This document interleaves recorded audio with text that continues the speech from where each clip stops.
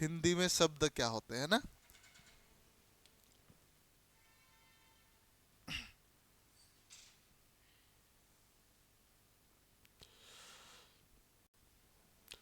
देखो, यदि परिभाषा की बात की जाए तो परिभाषा क्या होती देखते हैं।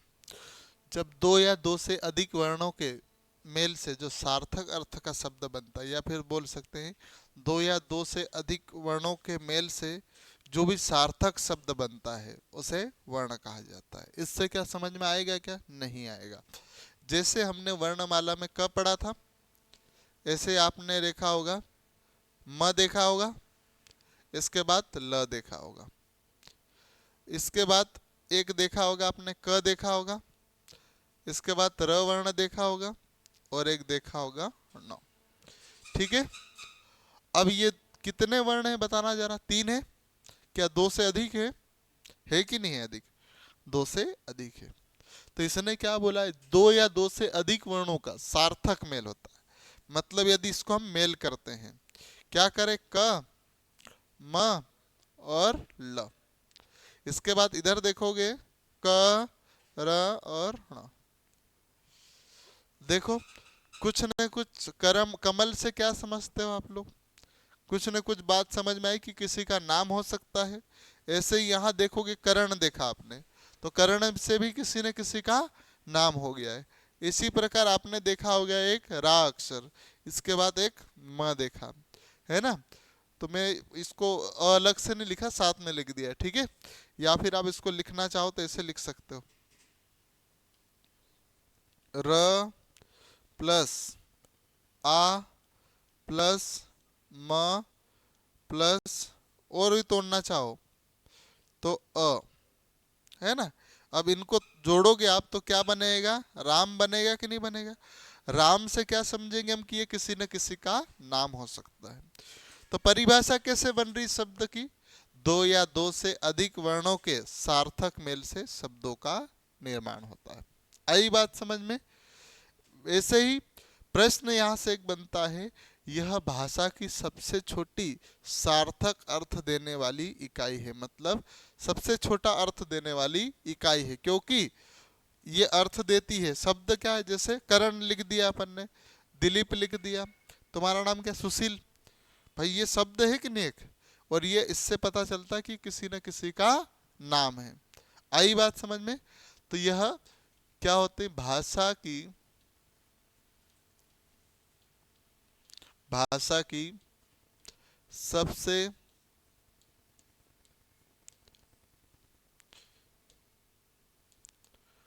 छोटी सार्थक अर्थ देने वाली इकाई है ना। ठीक है।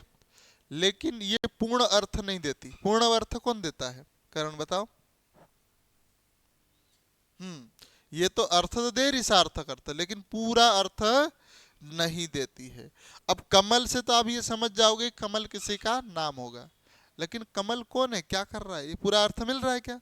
नहीं मिल रहा है ना। इसीलिए पूर्ण अर्थ कहाँ से मिलते हैं देखते हैं हम अगला जब टॉपिक पढ़ेंगे ना। देखिएगा उसको, पूर्ण अर्थ देने वाली। पूर्ण अर्थ कहाँ से मिलता है आपको? वाक्य से मिलता है। किससे मिलता है? वाक्य से। बहुत महत्वपूर्ण बात है ना। प्रश्न आ सकता है, भाषा की सबसे छोटी सार्थक अर्थ देने वाली इकाई कौन है? शब्द है। लेकिन भाषा की सबसे छोटी पूर्ण अर्थ देने वाली इकाई, तो बोलना है हमें वाक्य देखना है। क्या देखना है? तो वाक्य। एक महान वैज्ञानिक हुआ करते थे, विद्वान, है ना, पतंजलि। इनके अनुसार शब्द के चार तत्व होते हैं। कितने होते हैं? चार तत्व। एक श्रुव्य, श्रव्य मतलब सुनना। बुद्धिग्राह्य मतलब क्या है? हमारी बुद्धि ग्रहण करती है। उच्चारित मतलब आप बोल सकते हो कि नहीं हो सकते हो। इसके बाद अर्थबोधक। अर्थबोधक मतलब ऐसा तो नहीं कि कुछ भी बोल दे अपन, अकड़म बकड़म सब, है ना, ऐसा से कोई अर्थ तो नहीं निकल रहा है। मतलब भाषा के जो शब्द के जो तार तत्व होते हैं, जो सुनने में हमें अच्छे लगे, हमारी बुद्धि ग्रहण कर सके, और उच्चारित करो तो ऐसा नहीं कि कुछ भी उच्चारित कर लो, उसका कुछ ना कुछ अर्थ होना चाहिए, उन्हीं को हम शब्दों की श्रेणी में रख सकते। आई बात समझ में इतनी कि नहीं बढ़े आगे? पक्का? चलो, है ना? चलो, इसके बाद हमने देखा था ये वाला शब्दों का वर्गीकरण। शब्दों का वर्गीकरण 4 प्रकार से किया जाता है। कितने प्रकार से? 4 प्रकार से। पहला है आपका उत्पत्ति या इतिहास के आधार पर। किसके आधार पर? उत्पत्ति या इतिहास के आधार पर। उत्पत्ति या इतिहास के आधार पर पहला हो गया। इसके बाद आप देखोगे दूसरा बनता है व्युत्पत्ति, रचना, व्युत्पत्ति या रचना या बनावट के आधार पर, और या फिर एक और हो सकता है लिखावट के आधार पर। क्या बोलते हैं इसको? लिखावट के आधार पर। ठीक है, ये हो गया दूसरा। तीसरा देखिए प्रयोग या व्याकरण के आधार पर। किसके आधार पर? प्रयोग या व्याकरण के आधार पर। ये होते हैं दो, एक विकारी और दूसरा अविकारी। तीसरा होता है आपका अर्थ के आधार पर। ये भी कितने होते हैं? दो होते हैं, एक सार्थक और एक निरर्थक। ठीक है, तो शब्द के कितने भेद होते हैं? 4। कौन कौन सा? उत्पत्ति या इतिहास के आधार पर, दूसरा देखोगे व्युत्पत्ति, लिखावट, रचना या बनावट के आधार पर, तीसरा हो जाता है प्रयोग या व्याकरण के आधार पर, चौथा होता है अर्थ या अर्थ के आधार पर। ठीक है, ये 4 प्रकार होते हैं। अब हम लोग उत्पत्ति या इतिहास के आधार पर देखते हैं, तो यह भी व्याकरण की दृष्टि से तो 4 होते हैं। कितने होते हैं व्याकरण की दृष्टि से? 4। मैं अभी आगे आएगा तो बताऊंगा। व्याकरण की दृष्टि से केवल 4 होते हैं। मध्य प्रदेश राज्य के अलावा किसी अन्य राज्य की एग्जाम देते हो तो उत्पत्ति या इतिहास के आधार पर आपको 4 लगाना है, लेकिन जो हमारा प्रदेश है उसमें 5 माना जाता है। 5वां कौन सा है? संकर है। ठीक है, तो पहला कौन सा हो गया इसमें? तत्सम, दूसरा तद्भव, तीसरा देशज, चौथा विदेशज। ये व्याकरण के आधार पर। ठीक है, लेकिन हमारे यहाँ प्रदेश में कितना मानना है? 5। ठीक है, तत्सम तद्भव सब सीखेंगे हम लोग। इसके बाद देखा आपने व्युत्पत्ति, रचना या बनावट या फिर लिखावट के आधार पर। ये 3 प्रकार होते हैं। कितने होते हैं? 3। एक रूढ़ हो गया आपका, दूसरा यौगिक शब्द, और तीसरा होता है योगरूढ़ शब्द। ठीक है, इन पर भी हम विस्तार से चर्चा करने का प्रयास करेंगे।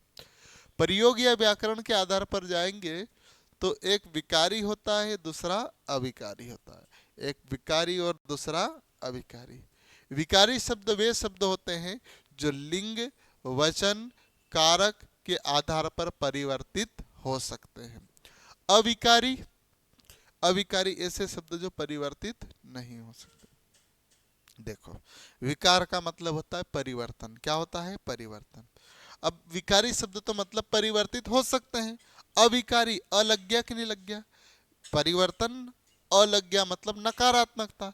तो ऐसे शब्द जो परिवर्तित नहीं हो सकते वो क्या कहलाते हैं? अविकारी। विकारी शब्द देखोगे तो आपने संज्ञा सुनी होगी। संज्ञा सुनी है? लड़का भी एक संज्ञा है। क्या है? संज्ञा है। लड़के को लड़की भी बोल सकते कि नहीं बोल सकते? लड़के को नहीं बोलेंगे, लेकिन लड़की शब्द बोल सकते कि नहीं बोल सकते? ऐसे ही पति, पत्नी भी बनता है उसका, परिवर्तित होते रहते कि नहीं होते? लड़के के लिए था बोलेंगे, लड़की के लिए थी बोलेंगे। ऐसे ही आप सर्वनाम, ठीक है, तो ये सर्वनाम भी हो सकते हैं, ये भी परिवर्तित हो सकते हैं। इसके बाद विशेषण, विशेषण क्या होते हैं? तो ये संज्ञा या सर्वनाम की विशेषता बताते हैं। सब बताऊंगा आगे, है ना? दिलीप तोमर भी थी, ओके ठीक है। चलो, इसके बाद ये क्या हो गया? क्रिया। क्रिया भी आपको बताऊंगा, अकर्मक क्रिया और सकर्मक क्रिया। इसके बाद अविकारी शब्द, ये क्या होते हैं? तो ये देखेंगे, ये चारों है, क्रिया विशेषण, समुच्चय बोधक, संबंध बोधक और विस्मय आदि बोधक। इसके बाद देखिएगा अर्थ के आधार पर 2 होते हैं, सार्थक और निरर्थक। सार्थक शब्द क्या होते हैं? अभी आपको सार्थक शब्द बताया था, जैसे करण, कमल, ये सार्थक है कि नहीं? अब मैंने समोसा वमोसा बोल दिया। समोसा तो ठीक है, लेकिन वमोसा का क्या काम है? चाय वाई, वाई का क्या काम है? तो ऐसे शब्द जो निरर्थक में आते हैं, है ना। सार्थक में आपको पढ़ना है पर्यायवाची शब्द देखेंगे, विलोम शब्द देखेंगे, एकार्थी देखेंगे और अनेकार्थी देखेंगे। ठीक है, इतने प्रकार हम देखते हैं। ठीक है, तो ये चार्ट थोड़ा सा याद कर लो जल्दी से, जितना हो सके। यहाँ से प्रश्न बनते हैं सीधे सीधे।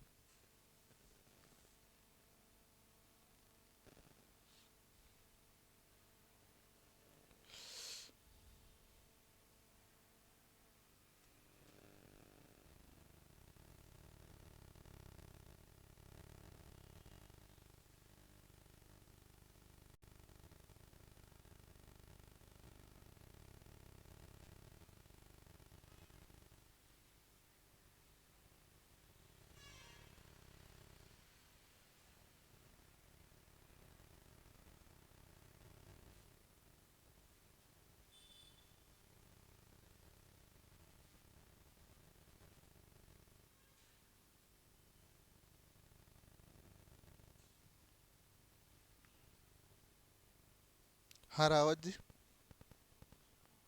हाँ,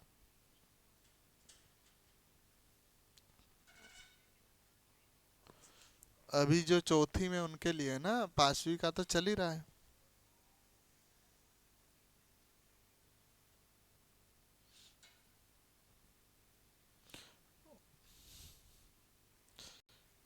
मतलब, हाँ ठीक है। ठीक है, चलो, हो गया। वैसे ये लिख दिया था मैंने उस दिन, है ना। एक बार और इसी पे कर लेते हैं। कल से सब एडिट करके आएगा ना पीडीएफ, आज के लिए थोड़ा सा देख लेना। चलो, अब हम लोग पहला कौन सा देख रहे हैं? उत्पत्ति या इतिहास के आधार पर। मध्य प्रदेश राज्य को छोड़ के दूसरे जितने भी स्टेट है, वो शब्द के जो उत्पत्ति या इतिहास के आधार पर देखते हैं तो कितना मानते हैं? 4 प्रकार बताया मैंने। एक तत्सम शब्द उनने बोला है, तद्भव हमारे यहाँ भी है, देशज और विदेशज। ये सारे यदि किसी अन्य स्टेट, एसएससी जीडी दे रहे हो आप, ठीक है। इसके बाद यूपी जो पुलिस की कांस्टेबल है, दिल्ली पुलिस का कांस्टेबल है। तुमने फॉर्म नहीं भरा दिल्ली पुलिस में? 55-56 पे हो गया, और जिसने फॉर्म फिजिकल निकाला उसका सबका हो गया। हाँ, है? जाना था, काम आता। कोई बात नहीं, अभी और झारखंड पुलिस का सब फॉर्म तो सब भरा करो, है ना। कुछ न कुछ तो सीखने को मिलेगा, झारखंड घूम के आ जाना। चलो, ठीक है। तो ये अन्य राज्य मानता है, ठीक है। अब यहाँ पर ये जो बनाया था इसको भी समझा देता हूँ। यदि हम सबसे पहले भाषा के बारे में देखते हैं तो भाषा की सबसे छोटी मौखिक इकाई ध्वनि होती है। भाई मुख से निकलेगी वो ध्वनि कहलाएगी, है ना। और यही ध्वनि मैंने लिख दिया तो क्या बन जाएगा? वर्ण बन जाए। जैसे क बोला मैंने, म बोला, ल बोला, तो ये वर्ण बनेंगे कि नहीं बनेंगे? प्रश्न यहाँ से कैसे बनते हैं? देखो, ये मौखिक इकाई है, सबसे छोटी मौखिक इकाई। ये लिखित इकाई है। क्या है? लिखित इकाई। और ये सार्थक अर्थ देने वाली इकाई है कि नहीं है? सार्थक अर्थ मिलता है क्या? पूर्ण मिलता? नहीं मिलता। पूर्ण कहाँ से मिलता है? पूर्ण अर्थ।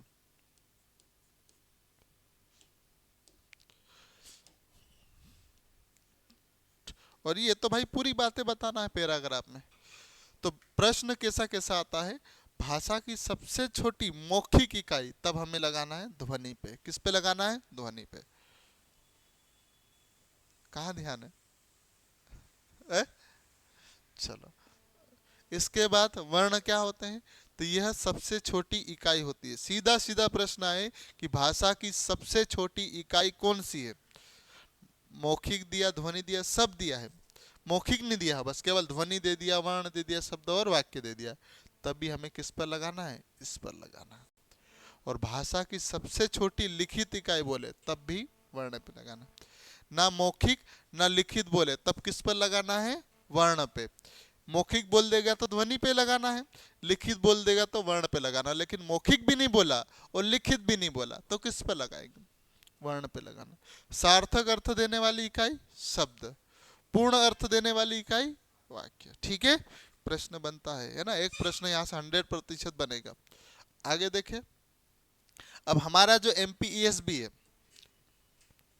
है ना, एम्प्लॉय सिलेक्शन बोर्ड, कर्मचारी चयन मंडल, है ना, मध्य प्रदेश का, मालूम है किसका फुल फॉर्म? MP पहले PEB था, अब ESB हो गया उसका। ये मानता है 5 प्रकार से मानता है। तत्सम वहां भी था, तद्भव वहां भी था, देशज वहां भी था, विदेशज वहां भी था, लेकिन यहाँ कौन आ गया एक्स्ट्रा? संकर शब्द। अब संकर शब्द कोई टेंशन वाली बात नहीं है, या तो इन दोनों शब्दों को मिला के बना देगा, या फिर इन दोनों को मिला देगा, या इन दोनों को, या फिर इन दोनों को, या फिर इन दोनों को, मतलब कुल मिला के 2 भाषाओं के शब्दों को मिला देगा। हम इससे क्या बन जाएगा?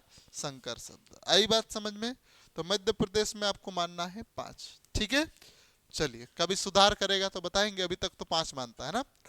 अब थोड़ा सा तत्सम शब्द ऊपर ऊपर देखेंगे, बाकी मैं आपको इसको कल और सरल तरीके से बना के लाऊंगा, तब समझाऊंगा। ठीक है, तत्सम शब्द।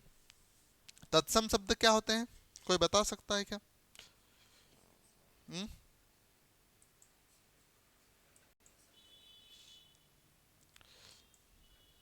कटावा। देखो, आपने भाषा सुनी होगी, अभी वर्तमान में क्या पढ़ रहे हैं हम? हिंदी। हिंदी की आदि जननी किसको कहा जाता है? संस्कृत को। हिंदी से पहले भी भाषा आई है ना, और संस्कृत के बीच में भी संस्कृत का समाप्त हो गया था, वैदिक संस्कृत और लौकिक संस्कृत में विभाजित हो गई थी। ठीक है, लेकिन हिंदी की आदि जननी कही जाती है संस्कृत। कहीं ना कहीं बहुत सारे ऐसे शब्द है जो संस्कृत से हम हिंदी में प्रयोग करते हैं। ऐसे शब्द जो संस्कृत के तो है, लेकिन हिंदी में बिना किसी परिवर्तन के यूज करते हैं, कोई परिवर्तन नहीं। करण संस्कृत में करण था, तो यहाँ भी क्या हो जाएगा? करण हो जाएगा। दिलीप भी, अगर दिलीप संस्कृत में दिलीप लिखते थे, तो यहाँ भी कैसा लिखेंगे? दिलीप ही लिखेंगे। उसमें कोई भी इतना सा भी परिवर्तन नहीं करेंगे। आई बात समझ में? तो हम क्या पढ़ रहे थे? तत्सम शब्द, वे शब्द जो उसके समान हो। किसके समान? हिंदी की आदि जननी संस्कृत के शब्दों के समान हो, उन्हें हम तत्सम शब्दों की संज्ञा देते हैं। अब आपको संस्कृत के इतना ज्ञानी है कि नहीं? संस्कृत के सब शब्द मालूम है ना आपको? उसके लिए कुछ ट्रिक बनाई है। या तो किसी शब्द में आपको हलंत लगा हुआ मिल जाए, है ना, संधि शब्द, मतलब जो हमने संधि पढ़ी जिसको तोड़ सकते हैं, ऐसे शब्द। या फिर किसी शब्द में अक्ष, अत्र, ज्ञानी, श्र और यवस मिल जाए आपको, या फिर कटे हुए वर्ण मिल जाए, या फिर देख लो अनुस्वर का प्रयोग। अनुस्वर मतलब ये वाला ऊपर बिंदी है ना, और कटे हुए वर्ण आ जाए। ऐसे कहीं पर भी आपको वर्ण मिल जाए तो आपको 90 से 95% प्रश्न सही होने की पूरी पूरी संभावना बन जाती है। आप यदि कोई दिमाग नहीं काम कर रहा, नहीं पहचान पा रहे हो, तो आंख बंद करके तत्सम शब्दों पे लगा दो, 95 सही हो जाएंगे। हो सकता 5% गलती से हो जाए। ठीक है, आई बात समझ में? तो हिंदी की अपनी बात को यही विराम दे। हाँ सुशील, खड़े होना जरा, जल्दी से, लेट मत करो। उत्पत्ति या इतिहास के आधार पर शब्द